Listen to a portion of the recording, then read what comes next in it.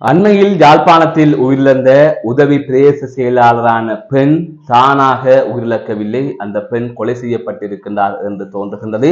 இது தொடர்பாக விசாரணைகளை மேற்கொண்டால் தான் உண்மை தெரிய வரும். அந்த பெண்ணின் மரணத்திற்கு கணவன் தான் காரணம் என்று பல கருத்துக்கள் சமூக வலைத்தளத்தில் வெளிவந்திருக்கின்றன. அதனை மேற்கோள் காட்டி இணையதள ஊடகங்கள் செய்தி வெளியிட்டிருக்கின்றன. இவ்வாறான விடயங்கள் எவ்வளவு பாதிப்பை ஏற்படுத்தும், இதன் பின்னணியில் எவ்வளவு ஆபத்து இருக்கின்றது, இதனால் பாதிப்படைகின்றவர்களின் மனநிலை எப்படியெல்லாம் இருக்கும் என்று தெரியாமல் சமூக வலைத்தளங்களிலும் இவ்வாறான செய்திகளை பரப்பி வருகின்றார்கள்.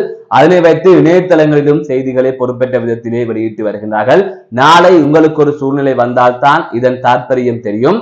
100 குற்றவாளி தப்பித்தாலும் ஒரு நிரபராதி தண்டிக்கப்படக்கூடாது. இது சட்டத்திற்கு மட்டுமல்ல, ஊடகங்களுக்கும் சமூக ஊடகங்களுக்கும் பொருந்தும். அந்த வகையில் தான் இதன் பின்னணி தொடர்பாக இந்த தொகுப்பிலே விரிவாக பார்க்க இருக்கின்றோம். அதற்கு முதல் ஜேகே ரிப்போர்ட் எனப்படுகின்ற இந்த யூடியூப் சேனலை சப்ஸ்கிரைப் செய்து கொள்ளுங்கள். தொடர்ந்து அருகில் இருக்கின்ற பெல் பட்டினை கிளிக் செய்வதன் ஊடாக நான் போடுகின்ற காணொளிகள் உடனுக்குடன் நோட்டிபிகேஷனாக உங்களை வந்தடையும். நீங்கள் வீடியோக்களை உடனடியாகவே பார்க்கலாம். நான் நடராசா ஜெயகாந்தன். தற்பொழுது விடயத்திற்கு வரலாம். அண்மையில் யாழ்ப்பாணத்திலே சாவகச்சேரி பிரதேச செயலகத்தில் பணியாற்றிய உதவி பிரதேச செயலாளரான பெண் உயிரிழந்திருந்தார். தீக்காயங்களுக்குள்ளான நிலையில் கடந்த 9ஆம் தேதி அவர் யாழ் போதனா வைத்தியசாலையில் அனுமதிக்கப்பட்ட நிலையில் சிகிச்சை பலனின்றி சில தினங்களுக்கு முன்னர் அவர் உயிரிழந்ததாக தெரிவிக்கப்பட்டிருந்தது. இந்த சம்பவம் பெரும் சோகத்தை ஏற்படுத்தியிருந்தது. அதாவது குறித்த உதவி பிரதேச செயலாளரான அந்த பெண் உயிரிழக்கின்ற போது அந்த பெண்ணின் வயிற்றில் 6 மாத கரு இருந்ததாக தெரிவிக்கப்பட்டிருக்கிறது. கர்ப்பிணியான பெண்ணே இவ்வாறு தீவிரத்தில் சிக்கி வைத்தியசாலையில் அனுமதிக்கப்பட்டிருக்கின்றார். அதன் தொடர்ச்சியாக வயிற்றில் இருக்கின்ற கருவை வெளியிலே எடுப்பதற்கு மருத்துவர்கள் போராடி இருக்கின்றார்கள். இருந்தாலும் அது முடியவில்லை. கருவும் அந்த பெண்ணும் உயிரிழந்ததாக தெரிவிக்கப்பட்டிருந்தது. இந்த நிலையில் இவ்வாறு தீக்காயங்களுக்கு உள்ளாகி வைத்தியசாலையில் அனுமதிக்கப்பட்ட உதவி பிரதேச செயலாளரிடம் போலீசார் வாக்குமூலம் பெற்றிருந்தனர். அப்போது அவர் கூறியிருந்தார், நுளம்புத்திரி கொளுத்திய போது தீக்குச்சியை தூக்கி எறிந்து விட்டேன், மண்ணெண்ணெய் கொள்கலனில் அது பட்டது, அதன் தொடர்ச்சியாகத்தான் தீப்பரவல் ஏற்பட்டது, அதனால் தான் தீ விபத்து ஏற்பட்டது என்கின்ற அடிப்படையிலே வாக்குமூலம் தெரிவித்ததாக குறிப்பிடப்பட்டிருக்கிறது. ஆனால் இதே கதையை வேறு மாதிரியும் செய்திகளிலே வெளிவந்திருக்கிறது. அதாவது மொழுகுதிரி கொளுத்துகின்ற போது இது நடந்தது என்று ஒரு செய்தி வெளிவந்திருந்தது. இன்னொரு செய்தியில் நுளம்புத்திரியை கொளுத்துவிட்டு சென்றதன் பின்னர் நுளம்புத்திரி மூலமாக தீப்பரவல் ஏற்பட்டது என்று கூறப்பட்டது. இவ்வாறு பல செய்திகள் வெளிவந்து கொண்டிருக்கிறது. பரவலுக்கு பல காரணங்கள் இருந்ததாக கூறப்படுகின்றது. அதாவது அந்த பெண் வாக்குமூலத்தில் சொன்னதாக செய்திகள் வெளியாகி வந்தது. இவ்வாறான நிலையில் தான் இந்த சம்பவம் தொடர்பாக அடுத்தடுத்து செய்திகளை வெளியிட்டிருந்தோம். அந்த பெண்ணின் உடலை அடக்கம் செய்யுமாறு உத்தரவிடப்பட்டிருந்ததாக தெரிவிக்கப்பட்டிருந்தது. அது தொடர்பான செய்திகளையும் வெளிப்படுத்தியிருந்தோம். இந்நிலையில் உயிரிழந்த பெண் 35 வயது மதிக்கத்தக்க தமிழினி என்று தெரிவிக்கப்பட்டிருந்தது. ஒரு சிறந்த அதிகாரியாக, நேர்மையான அதிகாரியாக இருந்ததாகவும், சாவகச்சேரி பகுதியில் தனது கடமையை செவ்வனவே செய்து வந்த ஒரு பெண் என்றும், அவரது உயிரிழப்பை எங்களால் தாங்கிக் கொள்ள முடியவில்லை என்று சாவகச்சேரி மக்கள் சமூக வலைத்தளங்களில் பல கருத்துக்களை முன்வைத்ததையும் காணக்கூடிய வகையிலே இருந்தது. இவ்வாறு ஒரு முக்கிய பதவியில் இருந்த பெண், உதவி பிரதேச செயலாளர் என்பது ஒரு சாதாரணமான பதவி இல்லை. கஷ்டப்பட்டு படித்து ஒரு பெண்ணாக நிலைக்கு வந்த பெண் ஒரு தீ விபத்து ஏற்பட்டு உயிரிழந்திருக்கின்றார். இது தொடர்பாக உறுதிப்படுத்தப்பட்ட தகவல்கள் இவ்வாறுதான் வெளிவந்தன. அந்த பிரச்சனை எல்லாம் நடந்து முடிந்து அந்த பெண்ணின் உடலும் அடக்கம் செய்ததன் பின்னர் தற்பொழுது ஒரு புதிய செய்தி வெளிவந்து கொண்டிருக்கின்றது.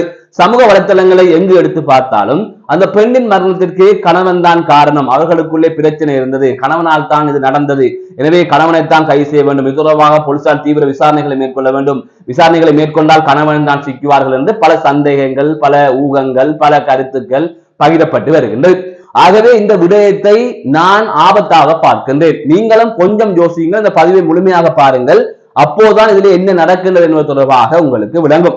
ஆகவே அந்த பதிவில் குறிப்பிடப்பட்டிருக்கின்ற விடயம், அந்த பெண் இறந்து அதற்கு பிறகாக உடலும் அடக்கம் செய்யப்பட்டதன் பின்னர் தற்பொழுது வெளிவந்திருக்கின்ற சமூக வலைத்தள பதிவிலும் அதனை வைத்த ஊடகங்கள் வெளியிட்டிருக்கின்ற செய்தியிலும் கூறப்படுகின்ற விடயம் என்னவென்று சொன்னால், குறித்த உயிரிழந்த உதவி பிரதேச செயலாளரின் கணவனும் அரச உத்தியோகத்தர் என்றும், அவர் கிராம சேவையாளராக பணியாற்றி வருகின்றார் என்றும், அதாவது ஜிஎஸ் ஆக பணியாற்றி வருகின்றார் என்றும், அவரும் யாழ்ப்பாணத்தில் தான் பணியாற்றி வருகின்றார் என்றும் கூறப்படுகிறது.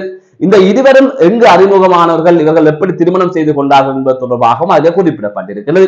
குறித்த உதவி பிரதேச செயலாளரான தமிழினி எனப்படுகின்ற பெண் வவுனியாவை சேர்ந்தவர் என்றும், அவர் யாழ்ப்பாண பல்கலைக்கழகத்தில் படிக்கின்ற போதுதான் அவரது கணவனான ஜிஎஸ் ஆக கடமையாற்றி வருகின்ற சதீசன் எனப்படுகின்ற நபரை காதலித்து திருமணம் செய்து கொண்டதாகவும் கூறப்படுகின்றது. அதன் பின்னராக இருவருக்கும் குழந்தை ஒன்று ஏற்கனவே இருப்பதாகவும் இந்த நிலையத்தான் அவர் தற்போது கற்பமாக இருந்ததாகவும் இந்த நிலையத்தான் தீ விபத்து ஏற்பட்டதாகவும் கூறப்பட்டது. கணவனுக்கும் அந்த பெண்ணுக்கும் இடையிலே மனக்கசப்பு இருந்ததாகவும் அந்த பெண் விவாகரத்து பெற்றுவிட்டு சொந்த ஊரான வவுனியாவுக்கு செல்வதற்கு தயாராக இருந்த நிலையிலே இந்த தீ விபத்து ஏற்பட்டதாகவும் அதிலே குறிப்பிடப்பட்டிருக்கின்றது. ஆகையால் கணவனுக்கு மனைவிக்கும் பிரச்சனை ஏற்பட்டிருக்கின்றது. அந்த தீ விபத்து ஏற்படுகின்ற போது அதே அறையில் பிள்ளையும் படுத்துகின்றது. பிள்ளைக்கு எதுவுமே நடக்கவில்லை. ஆனால் அந்த பெண்ணுக்கு மட்டும் இவ்வாறு நடந்திருக்கின்றது சொன்னால் இது கணவனால் செய்யப்பட்ட கொலையாக இருக்கலாம் என்று சந்தேகம் எழுப்பி வருகின்றார்கள். கணவனின் புகைப்படத்தை போட்டு சமூக வலைதளங்களிலே செய்திகளை வெளியிட்டு வருகின்றார்கள். உண்மையிலே இதை யோசித்து பாருங்கள். அந்த இடத்தில் உங்களை வைத்து பாருங்கள். இன்று ஒரு இழப்பு நடந்திருக்கிறது. அந்த இழப்பால் அவர்கள் மனவர்த்தம் அடைந்திருப்பார்கள். கணவனுக்கு மனைவிக்கும் ஒருவழி சண்டை கூட இருந்திருக்கலாம். எல்லா குடும்பத்திற்கும் அது வருவதுதான். ஆனால் அது உண்மையானது கூட எங்களுக்கு தெரியாது. ஊகத்தின் அடிப்படையில் கதைகளை வெளியிட்டு வருகின்றோம். இது உண்மை இல்லை என்று சொன்னால் இனி யார் சாட்சி சொல்வது இப்படி நடக்கவில்லை என்று காலம் பூராகவும் அந்த நபர் மீது அது அழியாத கரையாகவே பட்டிருக்கும். உண்மையிலே அவர் நிரபராதியாக இருக்கின்ற நிலையில் அவருக்கு மனவர்த்தத்தை ஏற்படுத்தும். ஆகையால் இவ்வாறான தகவலை பரப்புவதற்கு முன்பாக ஒருத்தரின் மனநிலை தொடர்பாக நீங்கள் சிந்திக்க வேண்டும். ஒரு GS அவர் பணியாற்றி வருகின்ற ஒருவர் அவர் தொடர்பாக இப்படி பரப்புகின்ற போது அவரை எப்படி அலுவலகங்களில் பார்ப்பார்கள், அதை தவிர அவரது மனம் எப்படி பாடுபடும் என்பது இருக்கின்றது. ஏற்கனவே மனைவி வாக்குமூலத்தில் கூறிவிட்டார் என்ன நடந்தது என்பது தொடர்பாக. அதுவும் ஒரு படித்த பெண், படிக்காத பெண் அல்ல, தெரியாமல் ஒரு விடயத்தை மாற்றி சொல்வதற்கு. நன்கு படித்த பெண், உதவி பிரதேச செயலாளர், எங்களை எல்லாம் விட அவருக்கு அறிவு இருக்கின்றது. அவ வாக்குமூலம் கொடுக்கின்ற போது தெளிவாக கொடுத்திருக்கின்றது ஒரு விபத்து என்று. ஆகவே அவவே இவ்வாறு கொடுத்ததன் பின்னர் நாங்கள் ஊகங்களை எழுப்புவது எந்த வகையில் நியாயமானதாக இருக்கும்? ஒருவேளை அதில் ஏதாவது முறைகள் நடந்தால் கூட அதை போலீசார் விசாரித்து அதுக்கு வெளிப்படுத்திய பின்னர் போடுவது நியாயமாகும். ஆனால் நாங்களாக ஒரு பிரச்சனையை உருவாக்கி இப்படி நடந்திருக்கும், இவர்களால் தான் அவர் செத்திருப்பார் என்றெல்லாம் கதைப்பது என்பது உண்மையிலே இவ்வளவு ஒரு ஆபத்தான போக்காக இருக்கின்றது என்பதை பாருங்கள். 100 குற்றவாளி தப்பித்தாலும் ஒரு நிரபராதி தண்டிக்கப்படக்கூடாது என்பது சட்டத்தில் இருக்கின்ற விடயமாக இருக்கின்றது. அதுதான் இங்கு ஊடகங்களுக்கும் சமூக ஊடகங்களுக்கும் பொருந்தும். ஆகவே எங்கள் இஷ்டத்துக்கு நாங்கள் எங்களது ஊகங்களுக்கு கட்டுக்கதைகளை அடுக்கிவிட முடியாது. எங்களுக்கு பகைகள் இருக்கலாம், அவருக்கு பகையானவர்கள் பல கதைகளை சொல்லலாம், ஊரவர்கள் பல கதைகளை சொல்லலாம். ஆனால் கணவன் மனைவி உறவு என்பது அது அவர்களுக்குள் தான் தெரியும். நாளை வீதியில் வைத்து பேசினாலோ வீட்டுக்கு முன்னுக்கு பேசினாலோ மாலை வரை அவர்கள் நினைந்து விடுவார்கள். பேசியதால் மற்றவர்கள் ஞாபகம் இருக்கும். ஆகவே இந்த விடயங்களுக்குள் அடுத்தவர்களின் கதையை கேட்டு கூட சிலவர்கள் இப்படி செஞ்சால் கூட அது தவறுதான். ஆகவே இது தொடர்பாக விசாரணைகளுக்கு பின்னர் தான் இப்படி நடந்ததா கூட வெளிப்படுத்தலாம். ஆனால் எதுவுமே தெரியாமல் ஊகங்களின் அடிப்படையில் ஒரு நபரை இப்படி திட்டமிட்டு பழி வாங்குவது அல்லது போடுவது என்பது உண்மையிலே நீங்களே உணர்ந்து பாருங்கள். உங்களுக்கு நாளை ஒரு நிலைமை வந்தால் இது எப்படி இருக்கும் என்று உங்களுக்கோ உங்களது உறவினர்களுக்கோ இது வரலாம். ஆகவே இப்படி வருகின்ற போது அதன் பாதிப்பு எப்படி இருக்கும் என்று நீங்கள் உணர்ந்து கொள்ளுங்கள். ஆகையால் வெறுமனே ஒருவரை வைத்து இப்படியான ஒரு கட்டுக்கதைகளை சொல்வது என்பது ஏற்றுக்கொள்ள முடியாது. ஒரு பிள்ளை இருக்கின்றது, அந்த பிள்ளைக்கு எதுவும் நடக்கவில்லை, தாய்க்கு நடந்து விட்டது என்று கூறுகின்றீர்கள். அந்த தாயின் வயிற்றிலும் அவரது பிள்ளை இருக்கின்றது, 6 மாத கற்பமாக இருக்கின்றது. ஆகவே பிள்ளையை பற்றி யோசித்தவர் வயிற்றில் இருக்கின்ற பிள்ளையை பற்றி யோசித்து இருக்க மாட்டார், உண்மையிலே மனைவி மீது கோபமாக இருந்தாலும். அதை தவிர அவருக்கு வேறு பிரச்சனைகள் இருந்தாலும் கெட்ட வழக்கம் இருந்தாலும் மனைவியை கொலை செய்வதற்கு யார் முன் வருவார்களா என்று தெரியவில்லை. ஆகவே நீங்களாகவே ஒரு கதையை கதைத்து ஒரு குடும்பத்தை, அதுவும் ஏற்கனவே வழியில் இருக்கின்ற ஒரு நபரை இன்னுமே நீங்கள் இப்படி துன்பத்துக்கு உட்படுத்துவது என்பது சரியான விடயமாக இல்லை. எதுவாக இருந்தாலும் ஆதாரங்கள் வந்ததன் பின்னர் ஆதாரங்கள் வெளிப்படுத்துவதில் நியாயம் இருக்கின்றது, இல்லை போலீஸ் முறைப்பாட்டுக்கு பின்னர் வெளிப்படுத்துவதில் நியாயம் இருக்கின்றது. உயிரிழந்த பெண்ணை தெளிவாக கூறிவிட்டு சென்று விட்டார். அப்படி இருக்கின்ற போது ஏன் இவ்வாறான வேலைகளை இவர்கள் செய்து வருகின்றார்கள்? எனவே கொஞ்சம் பொது சிந்தனையுடன் கொஞ்சம் யோசித்து பாருங்கள். அவர் நிரபராதி அல்லது குற்றவாளி என்று நான் கூற வரவில்லை.